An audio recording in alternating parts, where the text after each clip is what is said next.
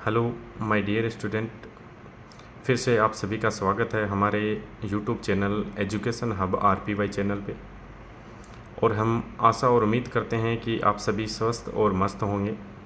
और अपने अध्ययन को सुचारू रूप से जारी कर रहे होंगे। और साथ ही उम्मीद करते हैं कि आप सभी ने रक्षाबंधन भाई और बहन का ये पवित्र त्यौहार है, इसको अच्छे से मनाया होगा। और साथ ही हम बात करते हैं, हमारे पीछे वाले लेक्चर में हमने 12वीं क्लास के चैप्टर नंबर 3 केमिकल काइनेटिक्स रासायनिक बल गति के बारे में कुछ अध्ययन किया था।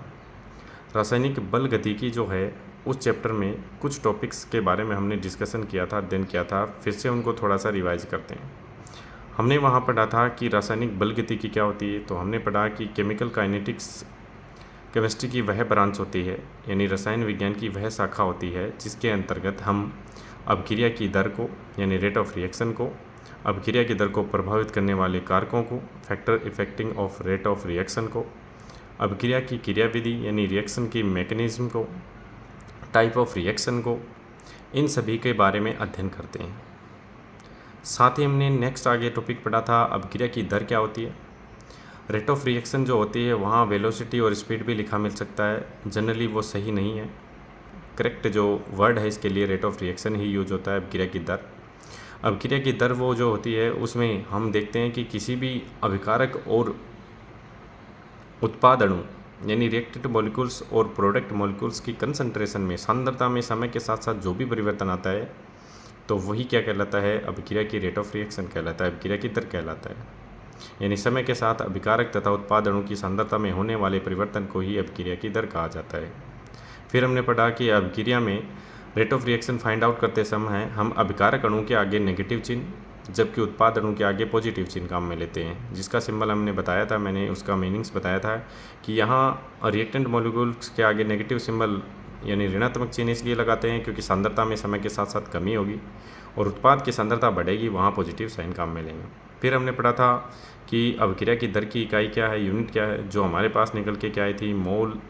लीटर इनवर्स और सेकेंड इनवर्स। फिर हमने पढ़ा था कि रेट लॉ क्या है, दर नियम, जो गुलबर्ग और वागे ने दिया था।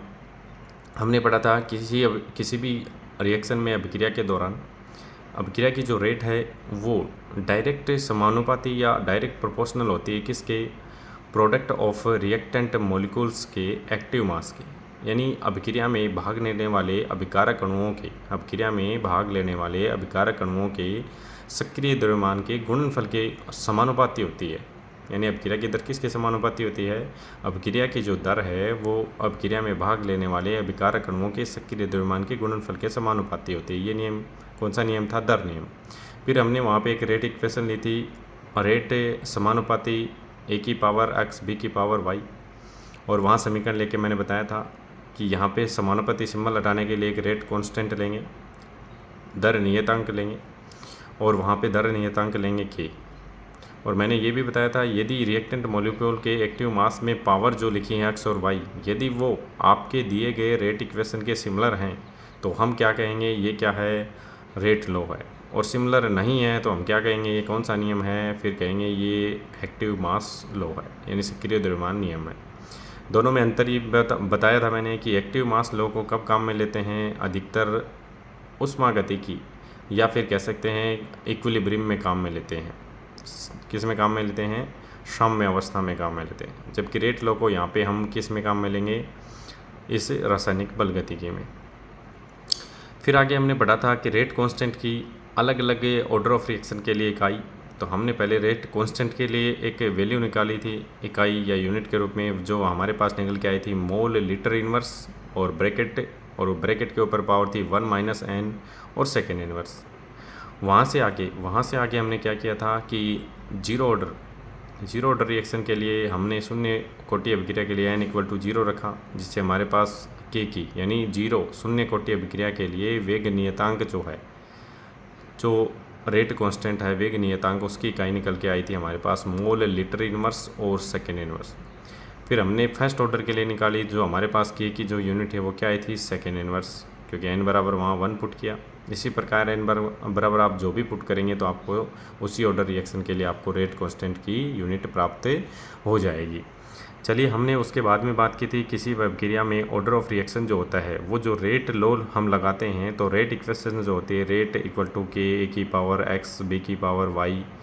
तो वहाँ एक्स और वाई जो पावर्स हैं उनका सम ही क्या है, ऑर्डर ऑफ रिएक्शन है। यानी किसी भी अभिक्रिया में एक्टिव मास,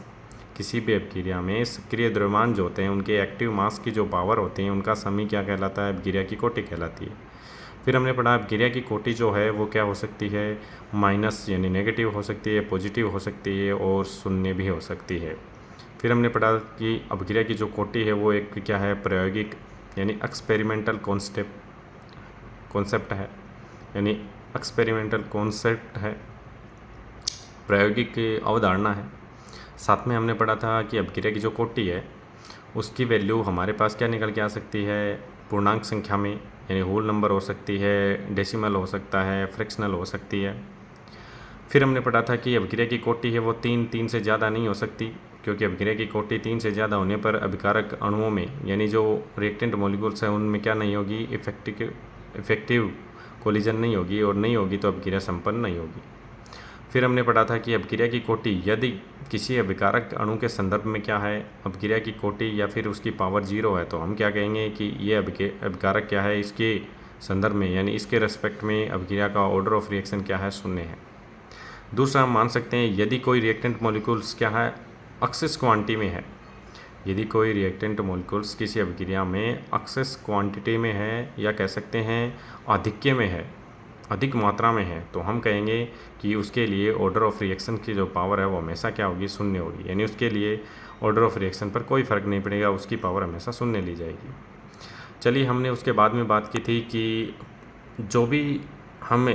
अभिक्रिया की कोटि फाइंड आउट करते हैं वो सभी कॉन्सेप्ट जो हैं वो किस पे लागू होंगे, केवल एलिमेंट्री रिएक्शन पर, प्राथमिक अभिक्रियाओं पर या प्रारंभिक अभिक्रियाओं पर। अब हम बात करते हैं प्रारंभिक अभिक्रियाएँ, वे अभिक्रियाएँ जो केवल एक पद में संपन्न होती हैं उन्हें क्या कहते हैं, एलिमेंट्री रिएक्शन। यदि कोई रिएक्शन क्या है, कॉम्प्लेक्स है, तो उसके लिए हम क्या नहीं कर सकते, डायरेक्ट ऑर्डर ऑफ रिएक्शन अभिक्रिया की कोटि ज्ञात नहीं कर सकते। फिर हमने पढ़ा था कि कॉम्प्लेक्स रिएक्शन क्या होती हैं, कॉम्प्लेक्स ऐसी जटिल अभिक्रियाएँ या ऐसी अभिक्रियाएँ जो 2 या 2 से अधिक 2 एंड मोर देन 2 स्टेप में संपन्न होती हैं, उन्हें क्या कहते हैं, हम कहेंगे ये कौन सी हैं, कॉम्प्लेक्स रिएक्शन। कॉम्प्लेक्स रिएक्शन के बारे में हमने ये पढ़ा था कि कॉम्प्लेक्स रिएक्शन में हमेशा 2 से अधिक पद होंगे, हम केवल अभिक्रिया की कोटि हमेशा उस पद के आधार पर निर्धारित करेंगे, यानी ऑर्डर ऑफ रिएक्शन उस कॉन्सेप्ट या उस स्टेप पे डिपेंड करेगी जो क्या है, स्लो है, और स्लो स्टेप को ही क्या कहते हैं, कॉम्प्लेक्स रिएक्शन में RDS कहा जाता है। RDS का मतलब होता है रेट डिटरमाइनिंग स्टेप, वेग निर्धारक पद। अब वेग निर्धारक पद में जितने अभिकारक अणु भाग लेंगे और उनकी जो पावर होगी उसके अनुसार जो रेट लो, जो दर नियम लगेगा, वही उसी के आधार पर हम क्या कर सकते हैं, अभिक्रिया की कोटि को बता सकते हैं। फिर हम पढ़ते हैं अभिक्रिया की मॉलिक्यूलरिटी को। अभिक्रिया की मॉलिक्यूलरिटी यानी आणविकता या अणुसंख्यता। हमेशा किसी अभिक्रिया में जितने अभिकारक अणु भाग लेते हैं उन सभी का सम ही क्या कहलाता है, अभिक्रिया की आणविकता कहलाता है या कोटि कहलाता है। जनरली हम अभिक्रिया के समीकरण को देख के ये पता लगा लेते हैं कि अभिक्रिया की आणविकता क्या होगी, परंतु ये क्या है, एक थ्योरेटिकल कॉन्सेप्ट है। इसमें हमें ये ध्यान रखना पड़ता है कि हमेशा अभिक्रिया में जो भी रिएक्टेंट मॉलिक्यूल हैं उनके आगे जो कोफिशिएंट लगे होते हैं वो हमेशा क्या होने चाहिए, सिंपलेस्ट बट फुल फॉर्म में होने चाहिए। सिंपलेस्ट और बट फुल फॉर्म का मतलब है एक तो सरल नंबर होने चाहिए, और फुल का मतलब है फ्रैक्शनल या क्या नहीं हो, डेसिमल में नहीं हो, पूरे पूर्णांक होल नंबर में होने चाहिए। उसके बाद जो भी आएगा उसको हम सम कर लेंगे रिएक्टेंट मॉलिक्यूल्स की संख्या को, और वही क्या आएगा, अभिक्रिया की आणविकता या मॉलिक्यूलरिटी कहलाएगा। और ये केवल हमेशा सिंपल रिएक्शन पर ही अप्लाई होगा, कभी भी कॉम्प्लेक्स रिएक्शन पर अप्लाई नहीं होता है। जैसे एग्जांपल दिया गया है, देखिए यहाँ पहला एग्जांपल है H2Cl2, तो दोनों के आगे कोफिशिएंट 1 है और 1 है, यहाँ रेशो निकाला, सिंपलेस्ट फॉर्म आई तो 1 ही होगी, इसलिए दोनों को ऐड कर लिया, वही क्या है, मॉलिक्यूलरिटी। दूसरे में देखो 2Cl2 और यहाँ 2H2 दे रखा ना, तो यहाँ पे हमें देखने पर यह लग रहा है कि 2 Cl2 हैं और 2 ही H2 हैं, टोटल मॉलिक्यूलरिटी क्या होगी, 4। बट ऐसा नहीं होता, हम क्या करते हैं, मैंने ऊपर लिखी है ये बात, देखिए simplest but full number, stoichiometric जो कोफिशिएंट होते हैं, स्टाइकोमिति गुणांक यानी अभिकारक अणु की जो संख्या लगी होती है आगे, उनकी क्या हो सिंपलेस्ट फॉर्म हो और फुल फॉर्म हो। तो क्या है सिंपलेस्ट थोड़ी है 2 और 2, सिंपलेस्ट करेंगे इनको रेशियो के रूप में 2 और 2 रेशियो निकालेंगे तो 1 1 आएगा, उसको ऐड करेंगे वही क्या आएगा मोलिकुलरिटी आएगी। ऐसे नेक्स्ट एग्जांपल देखिए, हाफ यानी 1/2 दे रखा 1/2, क्या सिंपलेस्ट फॉर्म है? नहीं है, क्योंकि फ्रैक्शनल नहीं होना चाहिए, फुल नंबर होना चाहिए। तो पहले इसको यहाँ क्या रखेंगे 1/2 रेशियो निकालेंगे, दोनों को 2 से मल्टीपल कर लेंगे तो 1:1 आएगा, या फिर दोनों को कैंसिल आउट करेंगे 1 1 आएगा, तो यहाँ से 2 मोलिकुलरिटी आएगा। ऐसे नेक्स्ट एग्जाम्पल में A+2B प्रोडक्ट बना रहे हैं, तो A की संख्या कितनी है, स्टाइकोमेट्रिक कोफिशिएंट कितना है,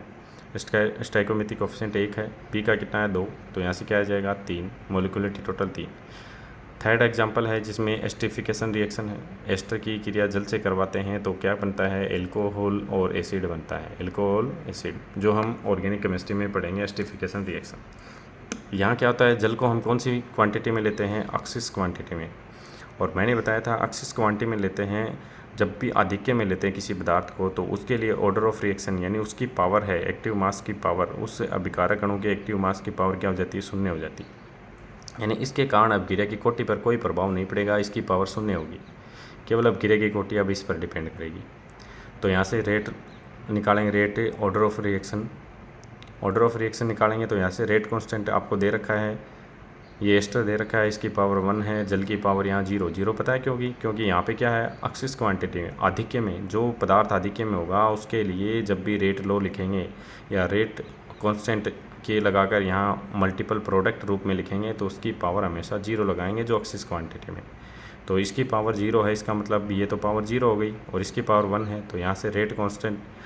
ऑर्डर ऑफ रिएक्शन क्या आ जाएगा 1 + 0 यानी 1। और मोलिकुलरिटी कितनी आएगी भी, एक वाटर का मॉलिक्यूल है एक ये है, दोनों का स्टाइकोमेट्री कितने हैं 1 और 1, कोफिशिएंट पहले से ही सिंपलेस्ट हैं तो 1 1 को ऐड करेंगे तो कितना आएगा 2 ही आएगा। हमेशा ध्यान रखना कि मोलिकुलरिटी है,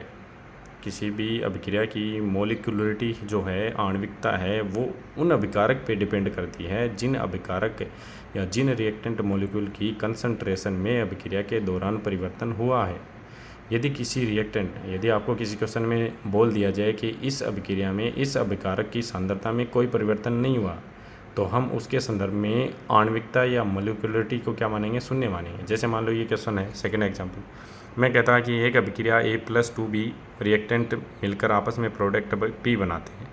फिर मैं आपको कहता कि यहाँ पर इस अभिक्रिया में B जो रिएक्टेंट मॉलिक्यूल है, इसकी कंसंट्रेशन में अभिक्रिया के दौरान कोई परिवर्तन नहीं होता है, उत्पाद के साथ सेम प्राप्त मिल जाता है, यानी पहले था उसी कंसंट्रेशन में वापस मिल जाता है। तो यहाँ पर केवल जो मोलिकुलरिटी है वो किस पे डिपेंड करती है, A पे, और A की संख्या कितनी है 1 1 + 0 यानी 1, तो यहाँ मोलिकुलरिटी फिर क्या आ जाती 1 आ जाती। और यही यदि B के लिए बोलता कि B के संदर्भ में यहाँ पे B की तो मोलिकुलरिटी क्या थी 2, और A के संदर्भ में मैं कहता कि A की कंसंट्रेशन जैसी पहले अभिक्रिया में स्टार्टिंग में ली गई थी वैसी के वैसी प्रोडक्ट फॉर्मेशन के बाद प्राप्त हो गई, तो मतलब उसकी कंसंट्रेशन में कोई बदलाव नहीं हुआ, तो मतलब उसके लिए मोलिकुलरिटी शामिल नहीं होगी, वो मोलिकुलरिटी में रिएक्टेंट शामिल नहीं होगा, केवल इसी के कारण मोलिकुलरिटी आई है, तो मोलिकुलरिटी क्या आ जाती फिर 2 आ जाती। ठीक है, फिर नीचे लिखा हुआ according to experimental rate low,